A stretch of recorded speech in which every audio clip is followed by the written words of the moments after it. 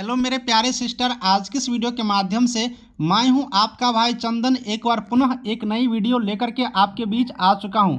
मेरे प्यारे प्यारे सिस्टर, 35,000 एएनएम की नई नौकरी आने वाली है बिहार स्वास्थ्य विभाग के अंतर्गत।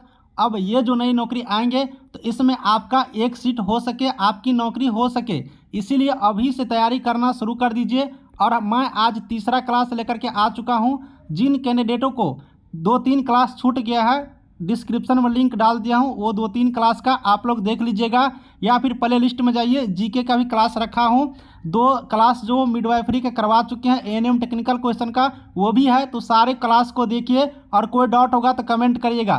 टेलीग्राम ग्रुप का लिंक डिस्क्रिप्शन में ज्वाइन करिए, वहाँ से आपको PDF मिल जाएंगे। कोई डाउट होगा तो वहाँ से भी हमसे डायरेक्ट पूछ सकती हो। साथ ही मेरे प्यारे सिस्टर, ऑल सब्जेक्ट का जितने भी सब्जेक्ट होता है सभी सब्जेक्टों का क्लास हम शुरू कर दिए हैं। एएनएम सेकेंड ईयर का स्टूडेंट जल्दी से देखिएगा, क्योंकि आपके एग्जाम में भी मिडवाइफरी सब्जेक्ट है और आप लोग के लिए भी ये वैकेंसी होंगे, क्योंकि जब आप लोग पास करिएगा तो आप लोग इस वैकेंसी के अंतर्गत आ जाओगे फॉर्म अप्लाई करने के लिए। इसीलिए क्लास को मिस मत करिएगा, सारे क्लास को देखते रहिएगा। चलिए, आज मैं जो तीसरा क्लास लेकर के आया हूँ, इस तीसरे क्लास को डिटेल्स में VVI क्वेश्चन है, सारे डिटेल्स में क्वेश्चन को देखते हैं। तो चले क्लास की तरफ। प्यारे सिस्टर, हम आ चुके हैं क्वेश्चन पर और ये आज का ये तीसरा क्लास है। तो हम तीसरा क्लास जो स्टार्ट कर रहे हैं तो 21 नंबर क्वेश्चन से शुरू करेंगे। पुनः एक बार मैं जानकारी दे देता हूं, अगर आपका 2 क्लास छूट गया है तो लिंक डिस्क्रिप्शन में है दोनों क्लास का, या फिर आप लोग प्ले लिस्ट में चले जाइए, मिडवाइफरी एएनएम लिखा होगा, उस प्ले लिस्ट को क्लिक करके देख सकते हो। जीके का भी क्लास हम करवा चुके हैं, तो जीके का भी आप लोग क्लास देख लीजिएगा। सारे क्लास बैक टू बैक लाऊंगा। चलिए इस क्वेश्चन से शुरू करते हैं आज की क्लास।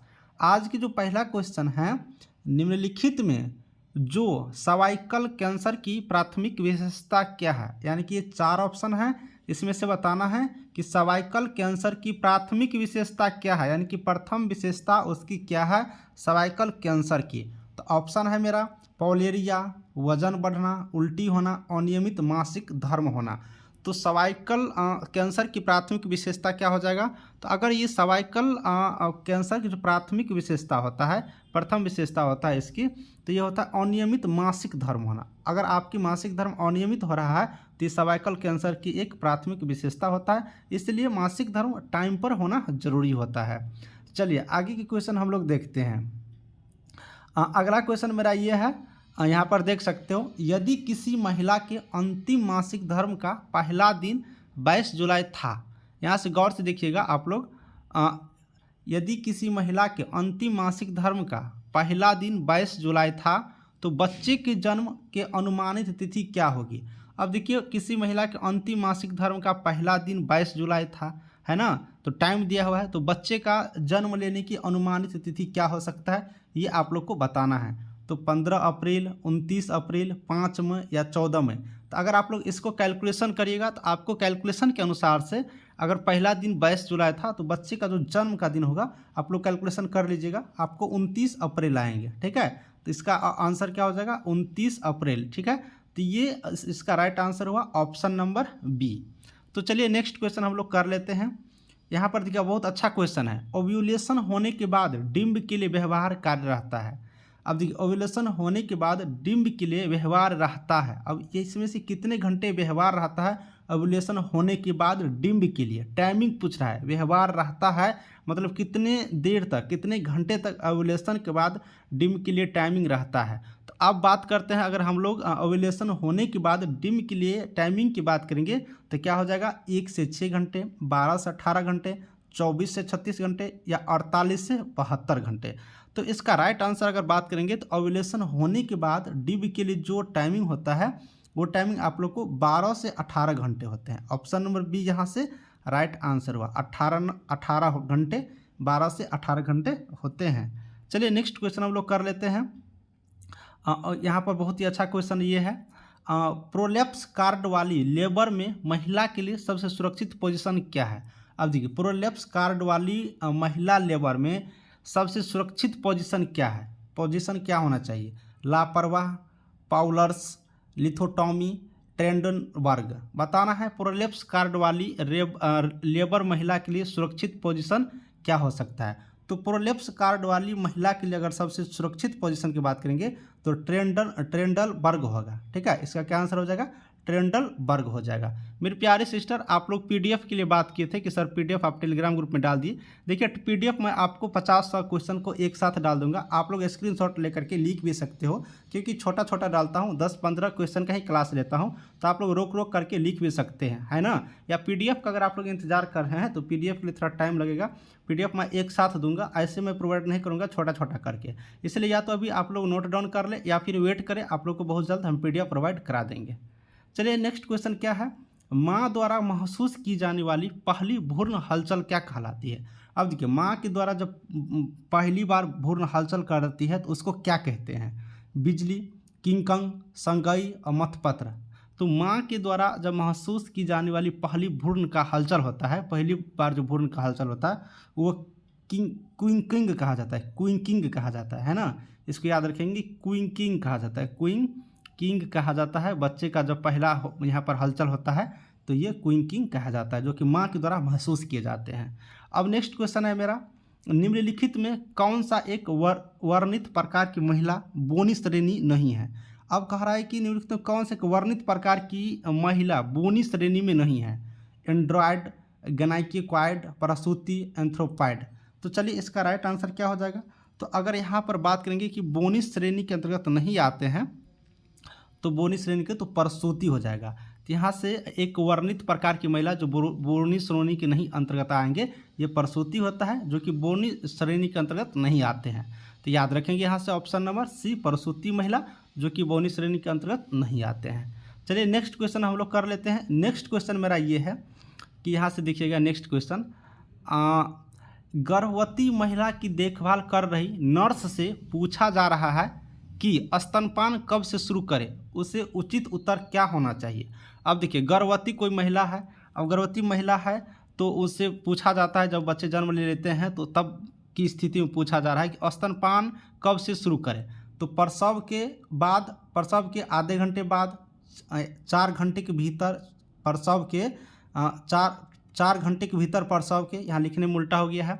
उसके बाद दोस्तों यहाँ से बात करेंगे 6 घंटे के भीतर प्रसव के बाद, डिलीवरी के बाद 8 घंटे के भीतर। तो यहाँ बताना है आपको राइट आंसर इसका क्या होगा।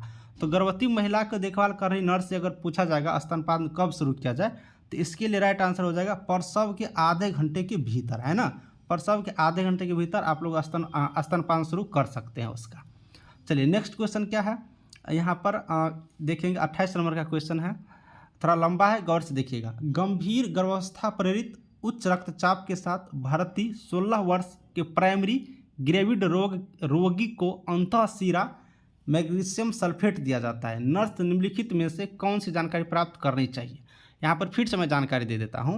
एक गंभीर गर्भावस्था प्रेरित उच्च रक्तचाप के साथ भर्ती 16 वर्ष की प्राइमरी ग्रेविड रोगी, देखिए एक महिला है जो रक्तचाप के साथ गर्भावस्था में और उच्च रक्तचाप के साथ 16 वर्ष की उम्र में प्राइमरी ग्रेविड रोगी के अंतःशिरा को मैग्नीशियम सल्फेट दिया जाता है। तो निम्नलिखित में से नर्स को क्या जानकारी प्राप्त करना चाहिए? मूत्र उत्पादन हर 8 घंटे हो रहा हो ये, या फिर हर 4 घंटे में डीप टेंडन रिफ्लेक्स करता है, हर घंटे श्वसन दर कर रहा है, हर 6 घंटे में रक्तचाप हो रहा है। इनमें से क्या जानकारी प्राप्त करना चाहिए अगर गर्भावस्था में 16 वर्ष की महिला को प्राइमरी ग्रेविड रोग को अगर मैग्नीशियम सल्फेट दिया जाता है तो इस स्थिति में बात करेंगे तो हर घंटे श्वसन दर कर रहा है कि नहीं, ये स्थिति एक नर्स को देखना चाहिए, है ना। वो श्वसन दर हर घंटे हो रहा है कि नहीं, उसका श्वसन दर सही है कि नहीं, इस स्थिति को देखेंगे। अगर मैग्नीशियम सल्फेट दिया जाता है 16 वर्ष की गर्भावस्था में अगर उसका उच्च रक्तचाप है तो। अब नेक्स्ट क्वेश्चन हम लोग देख लेते हैं। एक है 25 वर्ष की स्तनपान कराने वाली महिला को बुखार आया। देखिए 25 वर्ष की स्तनपान कराने वाली महिला को बुखार आया, तीव्र स्तन दर्द और सूजन, निम्नलिखित में कौन सी जीव इस तीव्र स्तन समस्या का कारण बनता है? अब यहाँ पर आप लोग नहीं समझे तो फिर से बता दे रहा हूँ कि 25 वर्ष की स्तनपान कराने वाली महिला को बुखार आ जाता है, अगर उसके स्तन में तीव्र दर्द आता है और सूजन जैसे महसूस होता है, तो निम्नलिखित में से कौन सा जीव इस तीव्र स्तन का समस्या बनता है, जो स्तन में दर्द आता है इसकी समस्या बनता है? तो ऑप्शन है स्ट्रेप्टोकोकस, स्ट्रेप्लोकोस, एंट्रोकोकस, न्यूमोकोकस। तो आंसर क्या हो जाएगा इसका? तो अगर यहाँ से हम लोग बात करेंगे, अगर स्तन में तीव्र दर्द आता है 25 वर्ष से स्तनपान कराने वाली महिला का, तो इसका राइट आंसर हो जाएगा न्यूमोकोकस। न्यूमोकोकस एक यहाँ पर जीव है जिसकी वजह से यहाँ पर तीव्र स्तन दर्द और सूजन यहाँ पर उत्पन्न होते हैं अगर 25 वर्ष से महिला अगर स्तनपान कराती है, और उस स्थिति में जब इसका महिला को बुखार आया रहता है ना। तो इसका राइट आंसर क्या हो जाएगा? Option number D. चलिए नेक्स्ट क्वेश्चन हम लोग कर लेते हैं। 30 नंबर क्वेश्चन हम लोग आगे हैं। नर्स एक गर्भवती महिला के मूत्राशय को कैथीटेराइज करने वाली है, उससे पता होना चाहिए कि महिला मूत्र मार्ग के बारे में निम्नलिखित सभी तथ्य सत्य हैं को छोड़ करके। तो इसकी लंबाई लगभग 1.5 इंच, यह योनि छिद्र के पीछे हो, यह मूत्र जनांगी डायफ्राम के माध्यम से छेद करता है। तो इसका राइट आंसर क्या हो जाएगा? तो अगर इसका राइट आंसर होगा यह योनि छिद्र के पीछे होते हैं। तो नर्स अगर एक गर्भवती महिला को मूत्राशय को कैथीटराइज करने वाली है तो उसे पता होना चाहिए कि महिला का मूत्र मार्ग योनि छिद्र के पीछे होना चाहिए, है ना। तो इसका राइट आंसर क्या हो जाएगा? Option number B. तो मेरी प्यारे सिस्टर, आज के इस टॉपिक में, आज की इस वीडियो में सिर्फ 30 तक क्वेश्चन रहने देते हैं, 30 तक, और आगे की वीडियो आप लोग वेट करिए।